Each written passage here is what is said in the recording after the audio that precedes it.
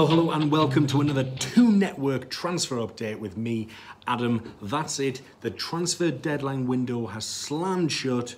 I've managed to escape most of the coverage on Sky Sports News. I've occasionally looked at Twitter today. I didn't expect too much to happen, but I am pleased that we've managed to bring in a Lejeune replacement given his injury, and that we've managed to wangle a deal for Argentine centre-back Federico Fernández from Swansea. He obviously got relegated last season, but he's a player that Rafa Benitez knows very well from his Napoli days. He's a player that is actually quite a good all-rounder. Looking at some of the stats, or looking at a comparison that he against the stats of our existing Newcastle defenders from last season. In terms of tackles won, he won more tackles on average per game than Lejeune, Lascelles and Clark. Aerial duels won, he's ahead of Clark, not quite as good as Lejeune, Lascelles in terms of those stats, but his clearances, he's as good as the likes of Lascelles and Lejeune in that respect. His interceptions, he's only bettered by Lejeune. His blocks, he has the best he had the best stats for blocks last season. Yellow cards, he was slightly ahead, got slightly more yellow cards per average 90 minutes than the others. But it's clear to see that he was in a lot of those categories. He's sort of in first for a couple of them, he's second for a couple, and if nothing else, he's kind of the level of Lascelles and Lejeune, which tells me, and obviously Rafa Benitez, having worked with him before, knows what he's buying. In Fernández, so they were originally quoted 10 million. I think it was yesterday. 10 million was still on the table today. They put a bid in that was apparently miles away from the 10 million that they wanted. However, it seemed quite apparent that Swansea wanted him off the wage bill, given that they're down in the Championship now. And £6 million was agreed, which I think is it's pretty good business for given the fact that we're having to replace one of our main defenders. We've got Cher, who's come in, Fernández, Lascelles, and then Clark I think will be a fourth choice amongst that group. Maybe not straight away. Maybe Benitez wants Fernández and Cher to bed in a little bit. But I'd like to think that we won't need to play Kieran Clark.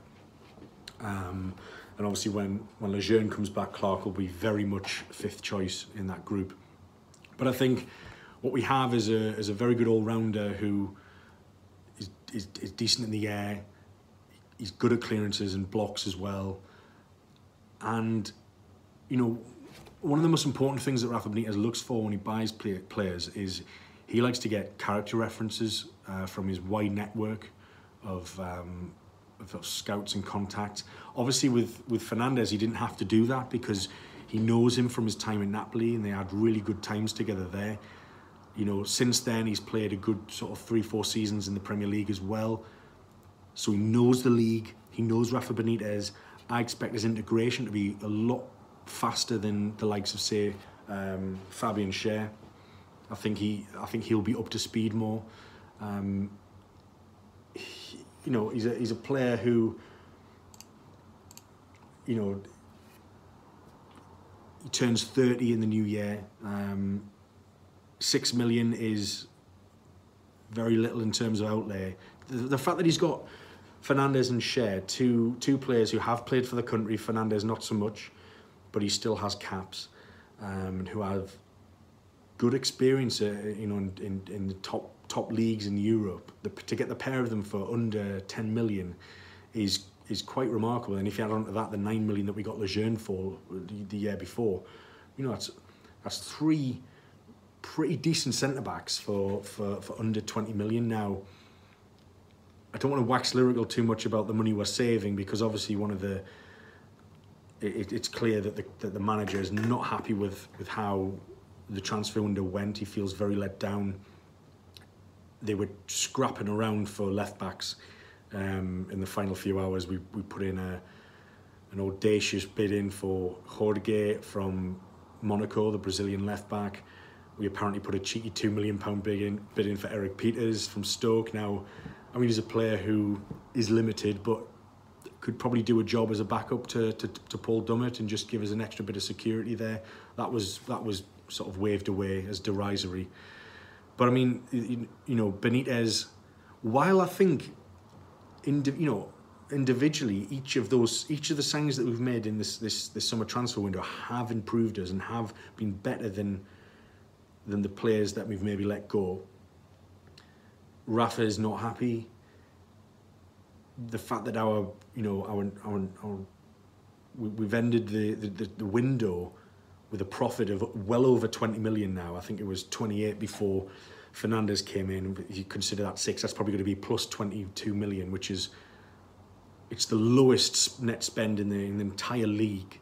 We still haven't broken our transfer window. Is Rafa happy with the players he's brought in? Yes, probably, but is he happy about the way he's had to go about it? No, not at all. And actually, you know, some of those players, as much as he's happy with them, he would have been happier with some of his top targets, and the fact that Ashley's dragged his heels again and been petty and petulant, not releasing funds because Rafa, quite rightly, will not sign a contract without the reassurances in writing from the owner that the owner is willing to put money into the transfer budget, he's willing to put money into the renovations that are needed at the training ground. The stadium needs a bloody clean. The academy is shot. We've just let a load of under 23s gone. You know, the quality isn't coming up through the ranks. So I think Rafa will stay this season, but unless there's a new buyer on the horizon, he walks away at the end. He walks away in May, because why would he stay working for a man who promises him the world and doesn't deliver when it comes to crunch time? And that's exactly what's happened.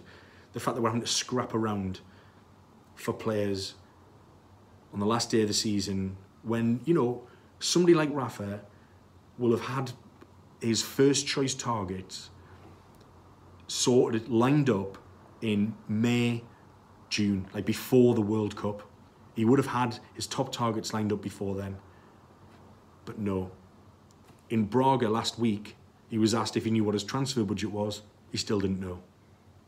And now we know that the transfer budget was non-existent. There wasn't one.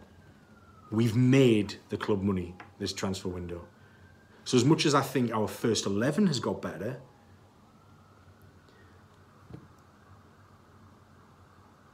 our squad depth is probably no further forward.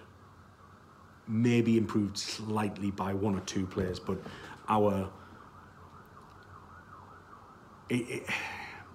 it's very frustrating, and you just think that how easy it would have been to appease Rafa.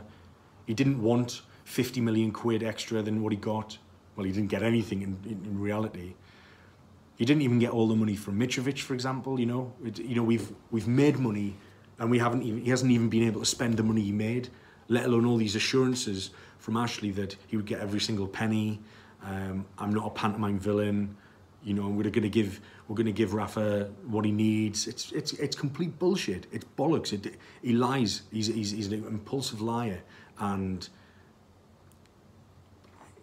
things won't change until he's out. There will be a protest at 11 o'clock on Northumberland Street outside his Sports Direct store. It'll be a peaceful protest. There'll be no harassment of Sports Direct workers or people going in there. It'll be a peaceful protest to voice discontent about the owner, to bring about some, you know, publicity, some exposure for the work that the campaigns like Ashley Out, If Rafa Goes We Go, and the Magpie Group are trying to form and create. There will be more significant activity in the near future, but that needs to be planned well in order to be as successful as it can be. The protest on Northumberland Street on Saturday morning before the Spurs game